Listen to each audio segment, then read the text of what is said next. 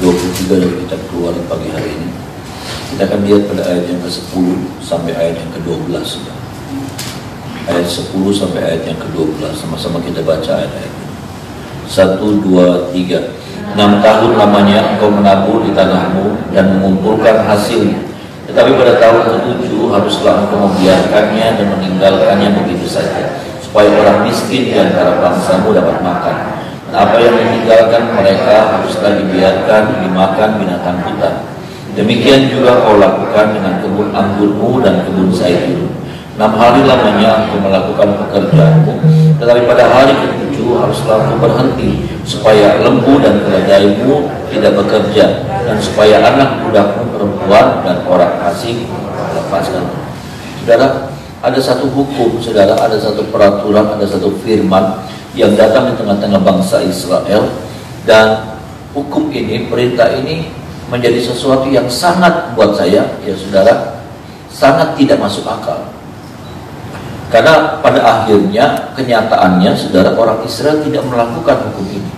Hukum yang lain mereka lakukan, hukum yang lain mereka kerjakan. Tetapi satu hukum ini, saudaraku, mereka gagal melakukannya. Kenapa? Karena buat mereka ini menjadi sesuatu yang sangat tidak masuk akal. Kalau saudara melihat dalam ayat-ayat ini, saudara, 6 tahun lamanya engkau menabur di tanahmu dan mengumpulkan hasilnya. Tetapi pada tahun yang ke-7 haruslah engkau membiarkannya dan meninggalkannya begitu saja. Saudara, dikatakan nanti hasilnya pohon-pohon itu tetap menghasilkan, saudara. Di tahun ke-7 itu secara liar, ya, secara liar tanaman-tanaman yang dibiarkan di tahun ke-7 itu pasti menghasilkan. Zaitun menghasilkan buah zaitun, anggur menghasilkan buah anggur, dan ladang juga menghasilkan, saudara. Gandum juga menghasilkan gandum. Tetapi dikatakan oleh firman Tuhan, biarin itu, jangan diambil. Biarin itu dikasih buat orang-orang miskin, katanya. Biarin itu dikasih buat para orang-orang yang sedang lewat, orang-orang asing yang sedang lewat. Mereka butuh sesuatu, mereka bisa ambil dari apa yang dihasilkan dari tanahmu itu.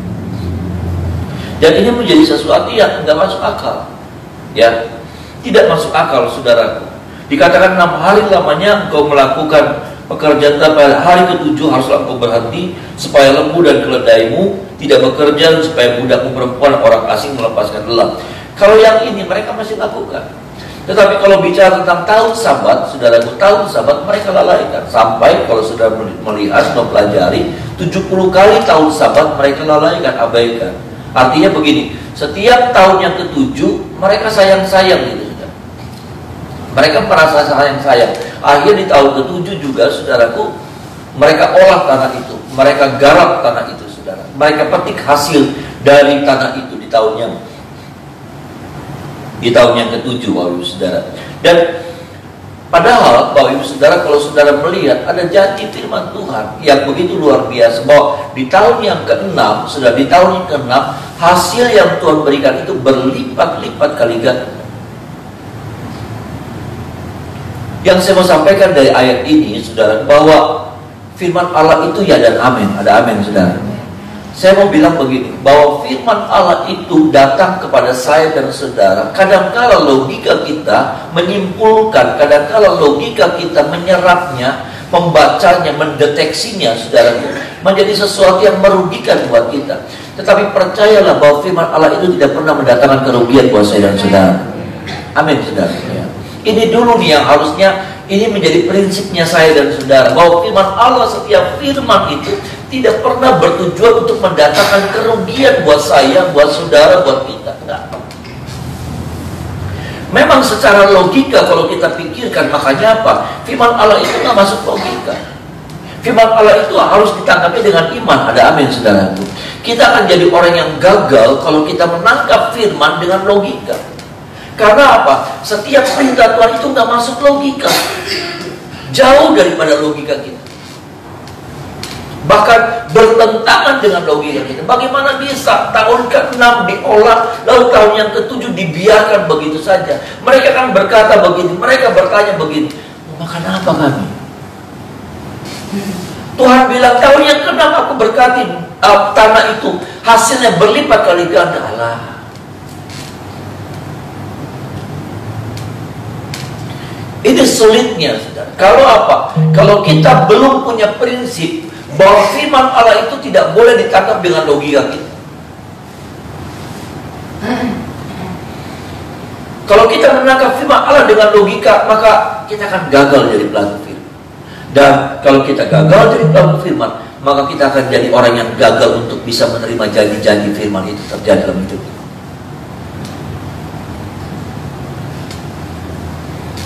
Ini yang sulit, saudara. Ya. Ibadah masih mudah kita kerjakan. Yang lain masih bisa dikerjakan oleh bangsa Israel. Tetapi urusan satu ini, saudara, mereka gagal. Padahal kalau saudara melihat, Bapak Ibu saudara, sama-sama kita baca, saudara, di dalam Imamat pasal 25 ayat yang ke-21.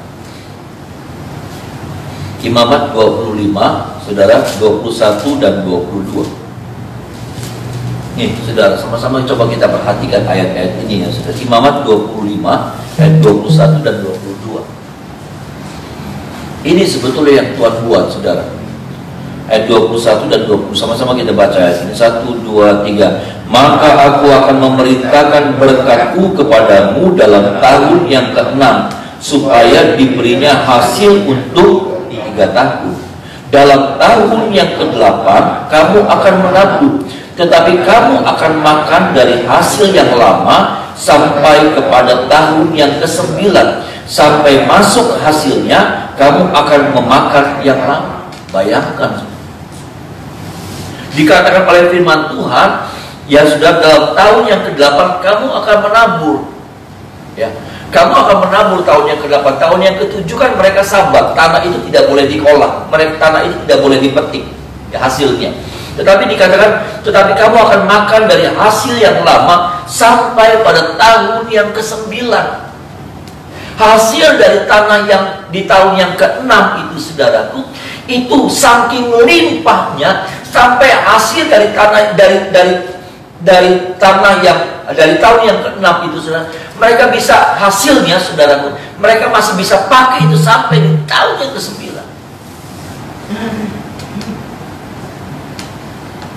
3 tahun.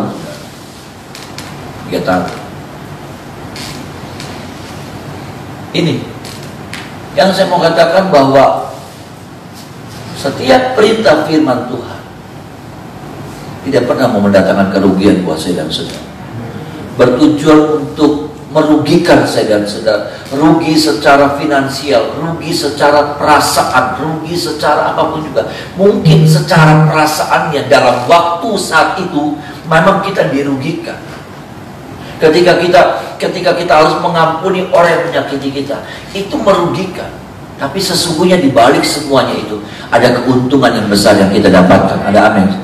Ini dulu nih, saudara. Kalau saudara dan saya nggak ngerti prinsip ini, saudara, bahwa dalam setiap perintah Tuhan itu ada keuntungan yang Tuhan sediakan, maka kita akan jadi orang yang gagal. Karena apa? Karena setiap perintah itu di baliknya, walaupun di dalamnya ada keuntungan yang besar, tetapi kemasannya seringkali tidak menyenangkan. Kemasannya itu nggak menyenangkan. Nah, ini yang sulit. Kita tangkap firman itu dengan logika kita dulu. Memberi, aduh. Ya. Mengampuni, aduh.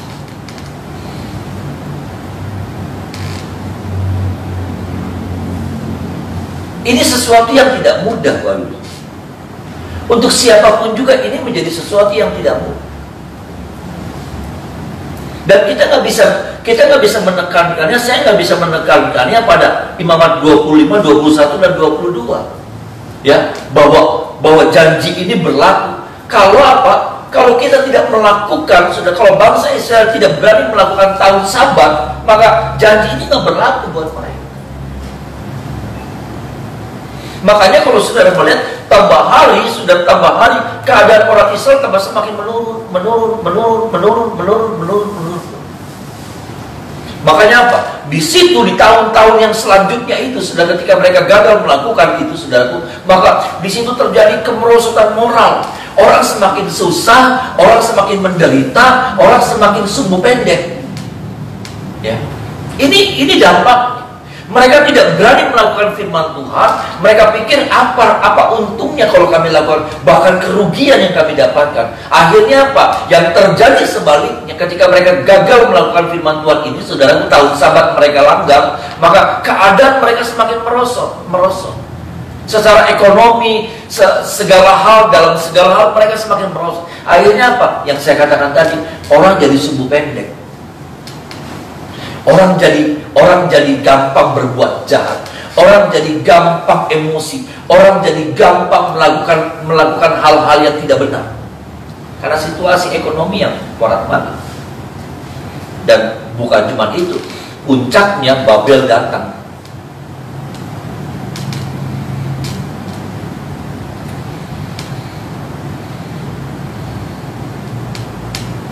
Memang benar, ketika kita memandang firman, ketika kita memandang perintah Tuhan, yang kelihatan kalau dalam hitungan dagang, dalam hitungan perasaan, dalam hitungan logika, merugikan.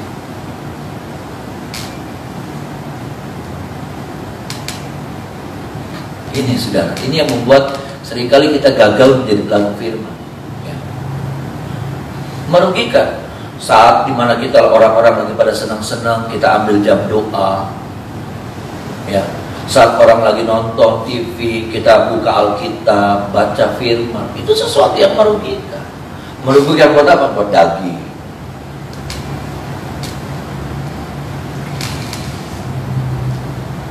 Saat orang lain makan, kita puasa. Itu merugikan.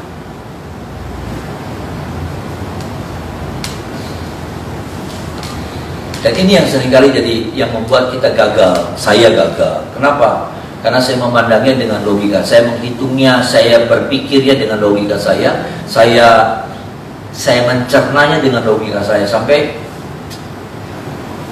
akhirnya saya menolak firman.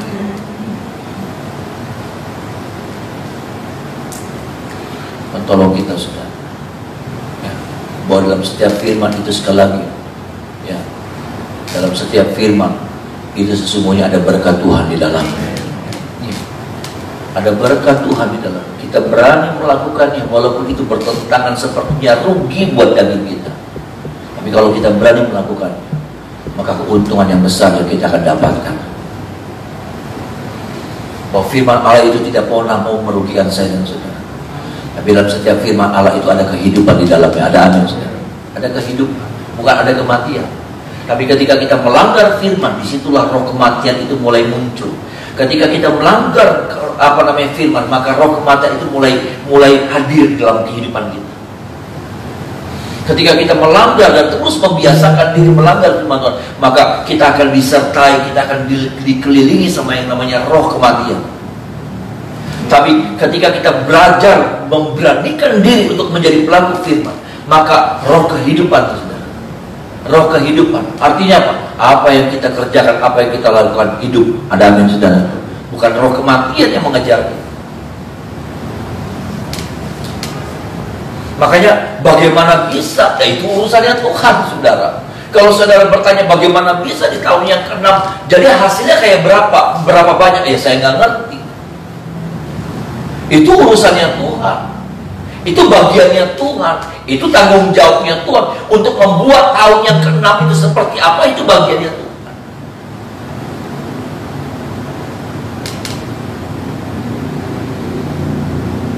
Ini Bapak sudah. Biarlah firman ini boleh semakin meyakinkan kita, dan kita semakin membulatkan hati untuk apapun yang firman Tuhan katakan. Apapun firman Tuhan yang disuruhkan kepada saya dan saudara, kita mau tangkap itu dan kita mau belajar melakukan. Tidak mudah, Bapak Ibu Saudara, dalam kita mau belajar melakukannya.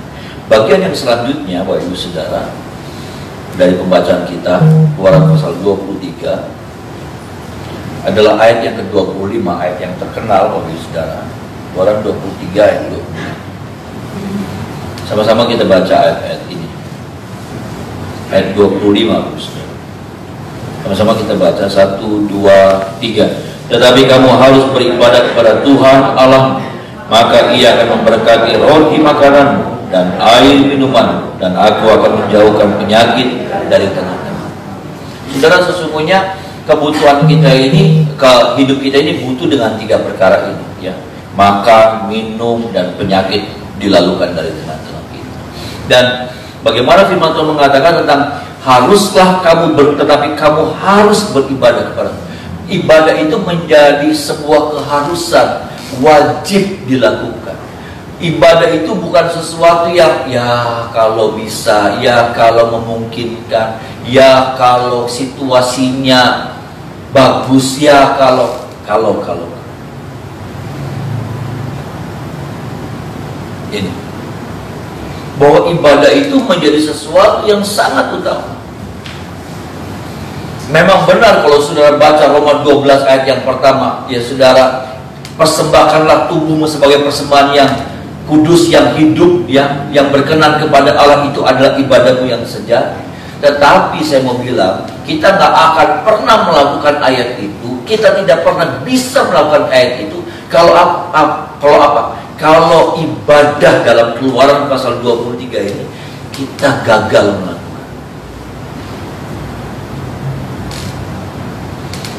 Benar, saya seringkali menekankan ibadah yang sejati itu pada waktu kita keluar dari rumah Tuhan. Itu ibadah yang sejati. Tapi sekali lagi, ibadah yang sejati nggak akan pernah berhasil kita bisa buat lakukan kalau ibadah yang seperti ini kita juga nggak mau lakukan. Kenapa? Disinilah persiapan kita. Disinilah tempat di mana kita dipersiapkan, roh, jiwa, tubuh kita dipersiapkan untuk masuk dalam sebuah arena pertandingan ibadah yang sejati, yaitu di depan sana, di luar. Kalau kita gagal, kalau kita nggak suka melakukan ibadah yang seperti ini, kita juga akan gagal. Ini nih seperti arena latihan. Di sini kita dipersiapkan roh kita, di sini kita dipersiapkan jiwa kita, di sini kita dipersiapkan tubuh kita untuk apa? Untuk masuk dalam sebuah pertandingan yang lebih besar, dalam sebuah ibadah yang lebih besar. Berapa kali saya katakan, saudara, saya nggak bisa bayangkan, saudara, saya nggak bisa bayangkan sungguh, ya. Kalau doa pagi nggak ada, saya nggak bisa bayangkan. Khususnya buat saya, ya. Saya nggak tahu buat saudara. Tapi buat saya pribadi, saya nggak ngerti kalau sampai nggak ada doa pagi, kayaknya aduh, udah kemana-mana saya. Ada yang doa pagi ini saya terus dibentuk, ada yang doa pagi ini saya terus dikuatkan. Buat saya, semoga saudara juga ngalamin hal yang sama ya saudara. Iya, buat saya, Tuhan tegur saya, Tuhan bentuk saya, Tuhan kuatkan saya, Tuhan hibur saya, Tuhan macam-macam. Saya dapatin banyak sekali di doa pagi. Bukan saya mengukur-ukurkan doa pagi, enggak. Maksud saya ibadahnya. Kenapa? Karena kalau kita ibadah, karena ternyata ibadah 1 minggu 1 kali, 1 minggu 2 kali itu nggak cukup. Nggak cukup. Kita perlu ibadah tiap hari, amin saudara. Sehingga kita selalu mendapatkan tuh lawatan, kita selalu mendapatkan tuh jamahan, kita selalu mendapatkan aliran-aliran surga tuh saudara, mengalir buat kita. Kita dikuatkan tuh ini, kita langkah perjalanan hidup kita ini dikuatkan. Kita ini dibuat eling terus saudara. Kalau kita pengen ngelakuin apa, ada tuh Roh Kudus yang ingetin kita, jangan. Ada tuh Roh Kudus yang kayak pegangin kita. Ini sih buat saya kayak gitu. Saya nggak bisa ngebayangin kalau doa pagi nggak ada.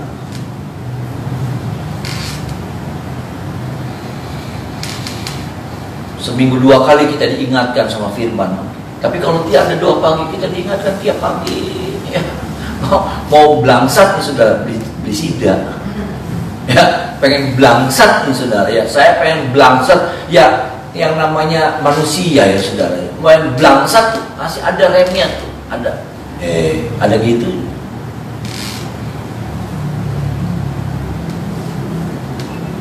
Nah saya sih berharap saudara, maaf ya, saya sih berharap. Kenapa? Karena sebetulnya yang dihancurin di hari-hari ini saudara, kalau sudah lihat COVID ini saudara, sebetulnya yang dihancurin itu saudara ibadah.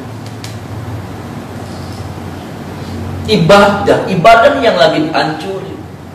Dan kalau ibadahnya hancur, sekali lagi saya katakan, gimana kita bisa jadi pelaku firman? Gimana kita bisa kuat? Gimana kita bisa mampu melakukan apa yang Tuhan mau? Kalau apa, saudaraku? Kalau latihannya, ini nih latihan. Kalau latihannya kita nggak pernah lagi. Kalau latihannya nggak ada pembentukan lagi. Di sini kita dibentuk, di sini kita dipersiapkan. Makanya itu yang saya paling takut, saudara, waktu COVID kita nggak bisa ibadah. Maaf, dalam nama Yesus saya katakan, bukan karena kolektor, saudara. Dalam nama Yesus Tuhan tahu hati saya. Tapi karena saya melihat gini, aduh betapa ngerinya, saudara. Betapa ngerinya kalau kehidupan kita ini nggak pernah dipersiapkan lagi. Saya tidak bilang bahwa yang ibadah di rumah itu beda. Cuma saya berharap orang yang ibadah di rumah, orang yang masih online, saya berharap betul-betul melakukan ibadahnya dengan benar, dengan khusyuk.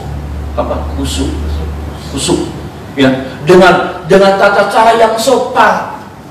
Jangan ibadah sambil ibadah minggu belum adus, ning arep anak kopi, baru makan pisang goreng. Terus pisang goreng angkat tubuh Tuhan, dukut tubuh Tuhan. Ya. Ning kene masih ada pisang goreng, dukut tubuh Tuhan, makan tubuh Tuhan baru pisang goreng, sudah. Maaf, lakukan dengan benar.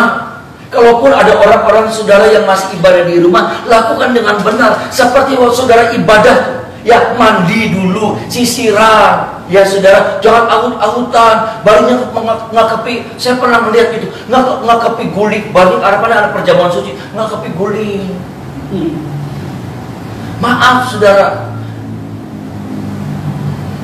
jadi nilainya jadi turun.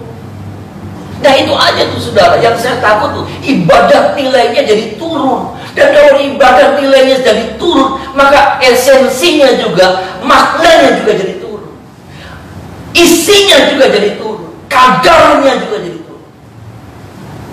Gak apa-apa ibadah di rumah boleh, tapi lakukan dengan benar, lakukan dengan cara-cara yang benar. Karena saya melihat tuh saudara, ya nanti sambil dimasukin di IG, nanti masukin di mana, ya bagus sih saudara. Tapi yang saya sedang kalau orang masukin ke IG, di depannya tuh dia sambil nonton, ya streaming waktu dulu, di sini ada Alkitab. Ayo aja anak nasi goreng yang harapannya, jadi beli lucu. Anak kopi, anak roti, jadi beli lucu, anak bantal.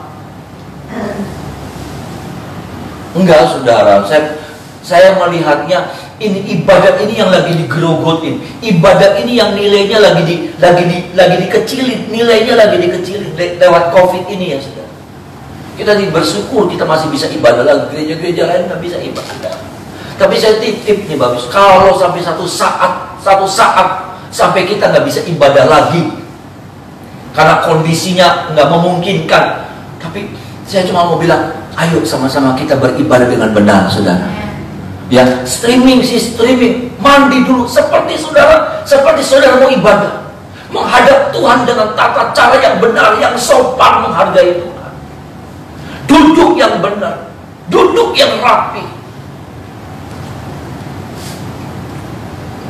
Ya gimana ya saudara, maaf nih saudara, kita sudah datang di ibadah aja, saya masih bilang begini, jangan ada pendeta ada Muhammad Tuhan OBL, jangan pegang HP itu, udah rapi, bayangin. Ya maksudnya gitu, yang kayak gitu aja masih kurang cukup, masih nggak sempurna, masih mengurangi nilai ibadah. Kalau apa, saudara sudah rapi, bagus, cantik, ganteng, saudara ibadah, datang puji-pujian, tapi pas lagi firman mainin HP, itu aja kan ditegur sama firman. Apalagi di rumah, nggak ada yang ngawasin. Saya nggak percaya saudara, saya nggak percaya orang yang melakukan ibadah dengan cara itu imannya naik. Saya nggak percaya, ibadah imannya utuh. Saya nggak percaya, maaf saudara, saya nggak percaya.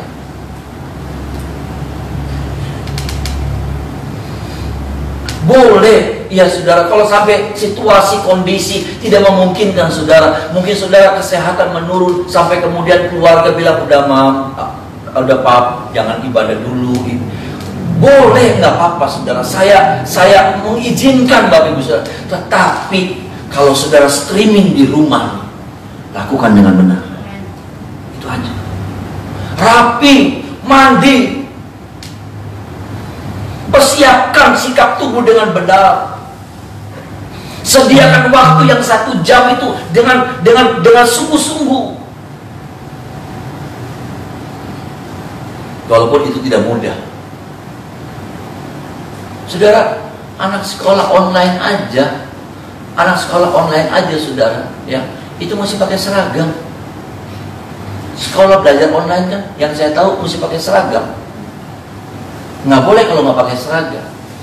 Nggak boleh tuh kalau sampai ditampilinnya cuma fotonya baik yang lagi kayak gini. Kan bisa tuh saudara di Zoom tuh, pakai Zoom, nanti cuma fotonya beda kayak begini. Enggak, mesti kelihatan geraknya, apanya, mesti jalan. Kalau cuma fotonya baik, berarti orangnya sudah lagi boboan, ya, gue lagi mangan. Nggak boleh, ya, nggak boleh. Waktu saya pelayanan di Jogja, ada anaknya bendahara umum, ya saudara, Sinyo, pendeta Naftali, ada anaknya masih kecil. Ya. Kita lagi breakfast nih, dia nggak bisa tuh makan nanti, belum bisa sambil nonton kayak gini. Udah lapar, udah kempong, sudah mau makan. Nanti belum bisa, nggak boleh tuh ambil gitu, nugget terus gitu, nggak boleh. Nggak ada yang nonton sih, nggak ada yang ngeliatin saudara. Waktu saudara streaming tuh, nonton streaming tuh nggak ada, memang endog, ya, belepotan, terus endog kuning endognya tumpah nih kayak yang beleberan, dia ada kan tuh.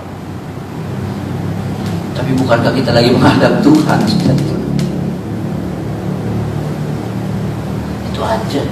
Itu aja yang jadi beban saya, itu aja yang jadi kekhawatiran saya. Dan buat saya ini bukan sesuatu kekhawatiran yang berlebihan. Saya takut gitu. Nilai ibadah kita turun, akhirnya apa? Iman kita jadi turun. Dan kalau iman kita turun, waduh.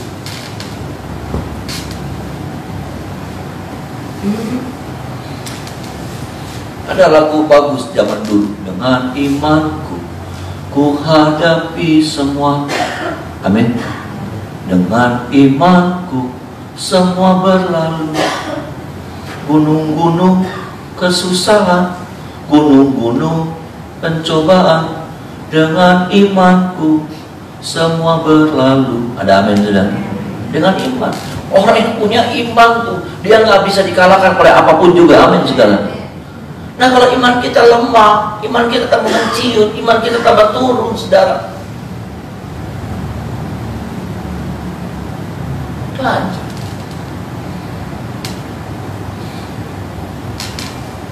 Tolong kita ya saudara, tolong kita supaya ibadah ini menjadi sesuatu yang penting. Ibadah ini menjadi sesuatu yang punya peran yang besar dalam hidup kita. Damai, sukacita, berhasil, masa depan, gagal, hancur kita. Itu ibadah yang menentukan. Bukan ibadahnya, di ibadah itulah kemudian kita dipersiapkan bagaimana kita bersikap, bagaimana kita meresponi masalah, bagaimana kita meresponi berkat Tuhan, bagaimana kita memakai apa yang Tuhan berikan sama kita. Itu lewat ibadah kita dipersiapkan. Hikmat Tuhan diberikan kepada saya. Bagaimana kita ngadepin sebuah yang namanya tembok besar lewat ibadah.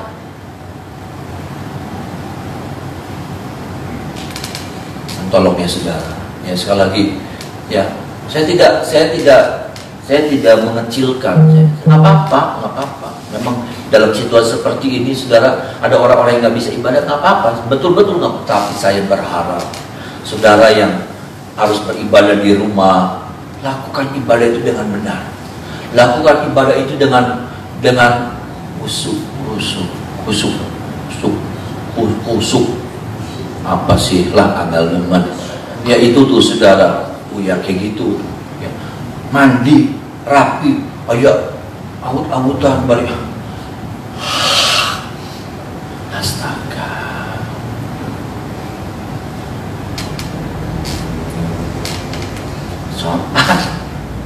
Supaya apa? Karena dalam ibadah itu ada berkat Tuhan, dalam ibadah itu ada hadirat Tuhan. Dan kita harus menghargai hadirat Tuhan. Kita harus menghormati hadirat. Tuhan tolong kita, saudara. Mari kita menyembah.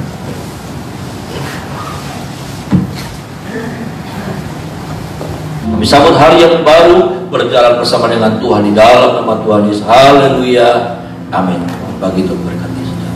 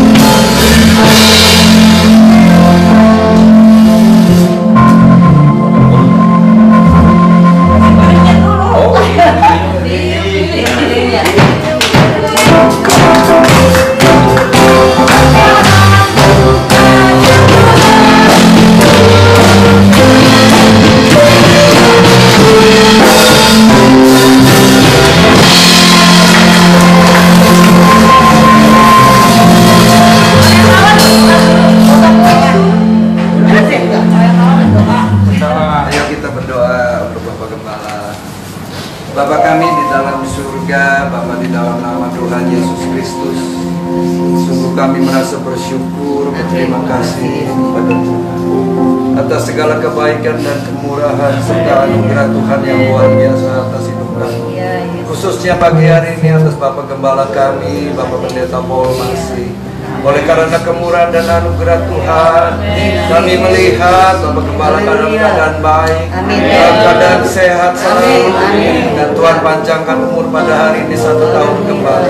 Kami percaya masih ada rencana Tuhan yang luar biasa Bapak Gembala kami, sehingga Bapak Gembala kami terus dipakai Tuhan secara luar biasa, boleh menjadi berkat dimanapun Bapak Gembala kami berada, sehingga senantiasa nama Tuhan dipermuliakan dan banyak jiwa-jiwa boleh dikuatkan dan dimenangkan.